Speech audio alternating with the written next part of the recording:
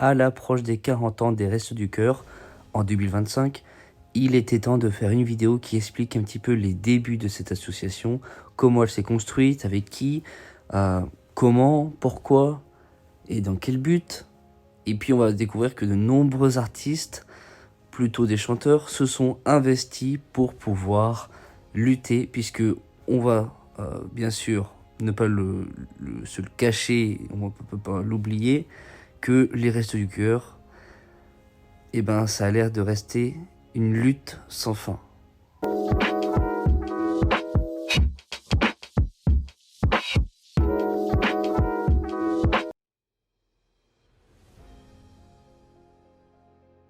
Alors, déjà, comme je le disais dans l'introduction, ça a été fondé en 1985 par le regretté Coluche, Michel Colucci. Et bien sûr, cette association, elle naît d'un simple geste de générosité. Alors, pour mettre un petit peu les choses dans son contexte, Coluche, c'est un homme, plutôt un humoriste, qui a voulu vraiment être au cœur des préoccupations des Français. Il était plutôt centré à gauche et il était vraiment dans une optique de vouloir aider son prochain, de pouvoir être plein de générosité. Et à tel point qu'en 1981, pour l'élection présidentielle, celle où François Mitterrand a fini par arriver au pouvoir, Coluche avait aussi prévu de se présenter, c'était une blague, et puis au final, c'était de plus en plus sérieux. Bon, Coluche, comment est-ce que vous expliquez que votre candidature rencontre de tels échos? Des comités se forment un peu partout, on ne parle que de vous dans les journaux, dans les bistrots, etc. Ça vient du fait que ceux qui consomment de la politique, ils s'emmerdent tellement à la consommer. Mais au final, il voulait vraiment être dans une optique de servir le peuple, de pouvoir l'accompagner et d'éviter une telle misère, puisque le choc pétrolier de 1973 avait amené progressivement la France dans une situation assez difficile et avec la pauvreté qui n'arrêtait pas d'augmenter de plus en plus. Alors, avec lui, il y a beaucoup de bénévoles qui se joignent à la cause. Des milliers arrivent progressivement. Et encore aujourd'hui, il y en a qui sont restés depuis assez longtemps. Et actuellement, en 2024, en fait, ils fournissent non seulement des repas, mais aussi des vêtements, des hébergements d'urgence et plein de conseils pour tous ceux qui ont besoin, puisque les personnes dans le besoin ne cessent d'augmenter. Malheureusement, faut dire que malgré les efforts constants, la lutte pour éradiquer la faim, en fait, elle est loin d'être terminée.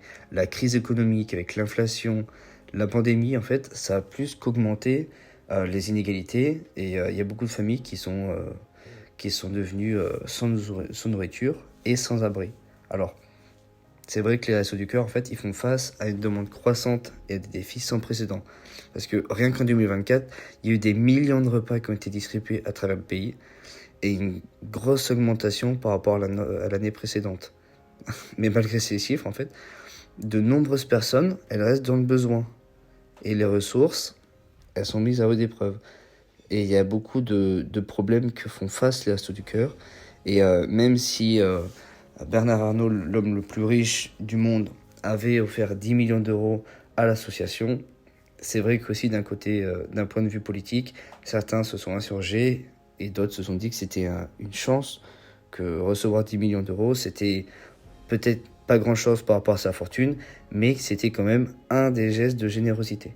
On entend certains dire que cette générosité soudaine, c'est une façon de se donner bonne conscience. Pardon, mais quand quelqu'un donne 10 millions au Resto du Cœur, moi j'ai un peu de mal avec les grincheux, vous voyez, quand quelqu'un donne 10 millions, on applaudit, on dit merci, on ne chipote pas.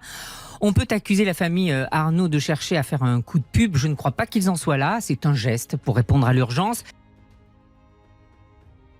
Pendant tout le long de ces 39 ans d'existence de cette association, on a eu pas mal de parodies et de réactions qui ont pu contribuer et puis sensibiliser le public. Et puis, ça a donné quand même l'envie de collecter des fonds. Alors, bien sûr, vous avez l'habitude sur cette chaîne. J'ai souvent une émission que je remets en tête parce que, en fait, c'était un peu le miroir de la société. Aujourd'hui, vous n'avez plus le droit d'avoir faim, ni d'avoir froid, ni de mendier. ni de vous prostituer, ni de vous regrouper en bas de la cité. Moi, je file un rencard à ceux qui ne comprennent rien. Avec démagogie, discours et baratin. On vous promet du vent de finir sur le trottoir. Et si t'aimes pas l'hiver, ben, tu vas te faire voir. Tout plein de bénévoles. Et Coluche qui avait aussi une grande sympathie, une valeur auprès des gens, c'était quelque chose. Mais il fallait plus grand pour que d'autres puissent avoir l'envie de rejoindre le mouvement, de s'intéresser.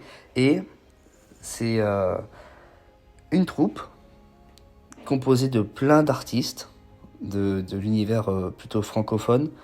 Ça peut être des chanteurs, des humoristes, des hommes de spectacle, des hommes et des femmes. Et c'est là qu'on a trouvé un nom pour eux, pour cette troupe, la troupe des Enfoirés. Tous les ans, ils se sont mis sur scène dans le but de pouvoir donner un spectacle. Et avec ce show, avec des musiques mais aussi des parodies, ils ont donné le moyen de pouvoir faire le show et donner envie de mettre en valeur cette cause-là pour les Restos du Cœur, cette cause humanitaire. Donc, on les retrouve, et cette année, particulièrement, c'est pour ça que j'ai voulu faire cette vidéo, ça fait 35 ans qu'ils étaient sur scène. Voilà. Ils ont commencé peu de temps après que l'association soit débutée, et on les retrouve avec, bien sûr, leur musique à eux. Ils ont tendance à faire des parodies, des remixes, des arrangements pour pouvoir mettre un petit peu à leur sauce. Et avant d'avoir fait tout le tour, j'ai eu l'occasion, début mars, d'interviewer pendant le week-end de la collecte. C'est un week-end où le maximum de bénévoles se retrouvent dans des supermarchés pour qu'on puisse leur donner des produits alimentaires ou pas, ou d'hygiène. Bonjour, aujourd'hui je suis avec Marcel, donc j'ai 62 ans et je suis bénévole au Resto du Cœur. Alors depuis combien de temps tu es au resto? Alors je suis au Resto du Cœur depuis 2 ans. Très bien. 2 ans tout exactement. Ouais. Et comment ça t'est venu de venir au Resto du Cœur? Alors c'est assez simple en fait. Hein. On est une génération, donc 62 ans, une génération qui est née à l'époque de Coluche. Quoi. Coluche, Balavoine et tout ça, ce sont pour nous des références quelque part. Et Ouais. donc tant que je travaillais, je ne pouvais pas me permettre parce que j'avais une activité professionnelle. Et le jour où j'ai arrêté de travailler, effectivement, la première association vers qui j'ai pensé venir, parce que je voulais pas rester à la maison à regarder la télévision, c'était les Restos du Cœur, liés à l'image que Coluche avait incité à cette association. C'est top. Est-ce que tu as un mot pour ceux qui hésitent un petit peu à se lancer dans cette association? Ah non, moi j'ai pas qu'un des. Je peux en donner des centaines des mots. Et puis non, il faut.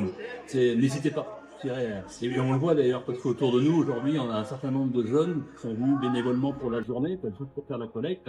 Mais on a sur l'association, alors sur Clermont-Ferrand, on a 800 bénévoles aujourd'hui, hein, et donc il faut pas hésiter à venir parce que ça nous permet de rencontrer les gens, d'aider les gens. Il y a que des bonnes raisons de venir.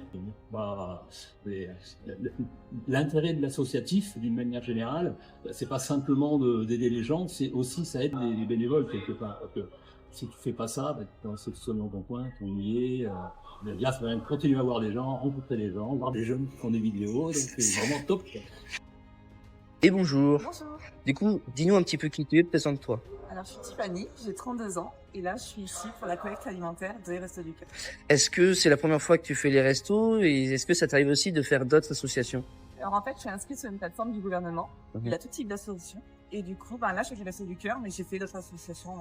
Et est-ce que ça t'est déjà arrivé dans les années précédentes de participer au resto ou c'est ta première fois? Oui, non, là, c'est ma 2e ou 3e fois avec les Restos du Cœur. Ok.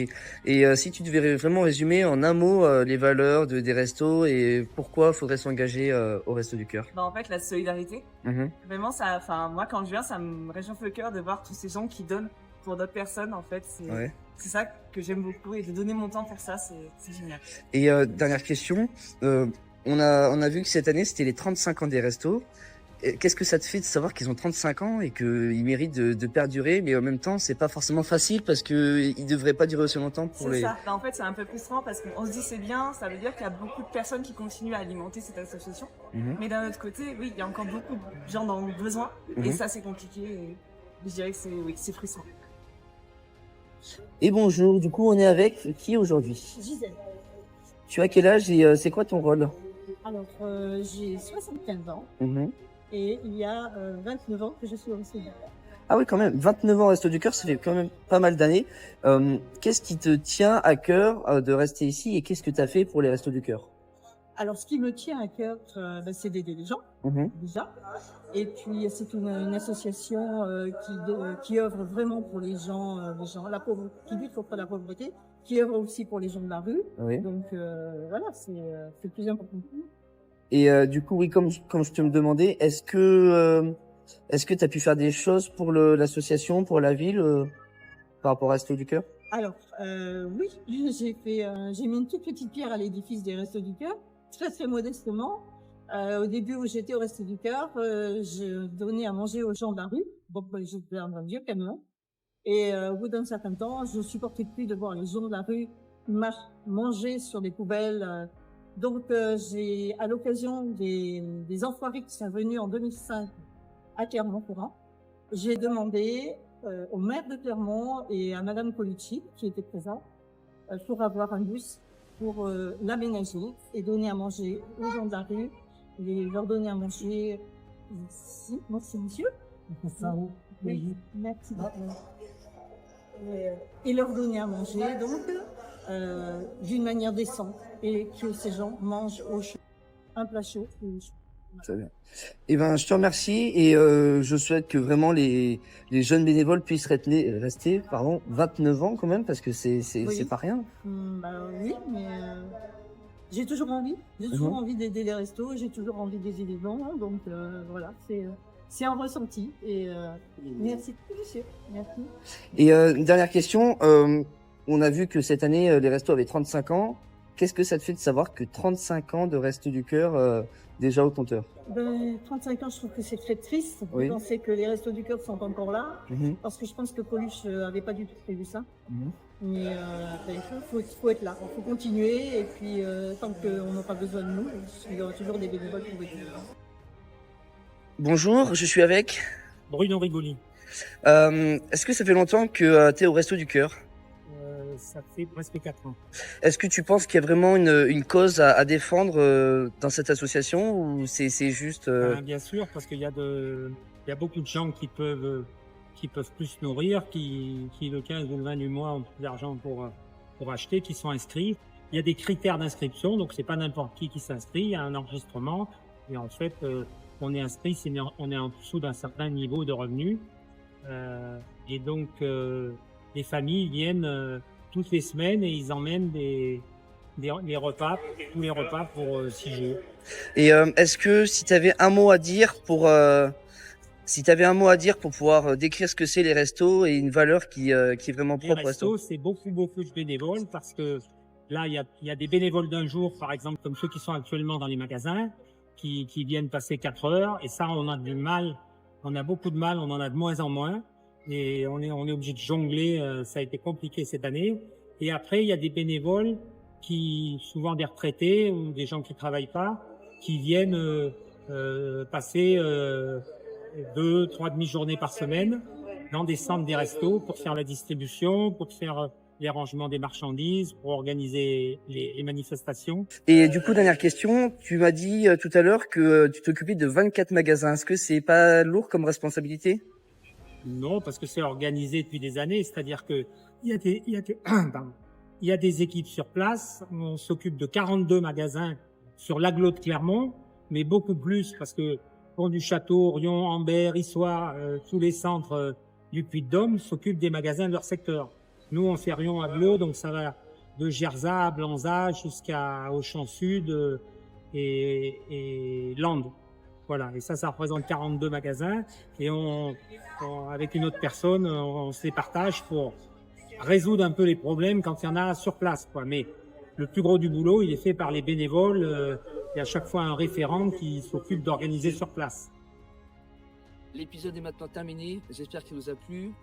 Hyper important avant de partir, je compte vraiment sur votre participation, c'est très important, sachant que juste un double DVD ou un double CD, c'est juste 17 repas disponibles pour les restos et pour l'association, donc c'est vraiment important. Et je vous quitte, c'était Nico, passez une bonne matinée pour les leftos, une bonne soirée pour le couche tard,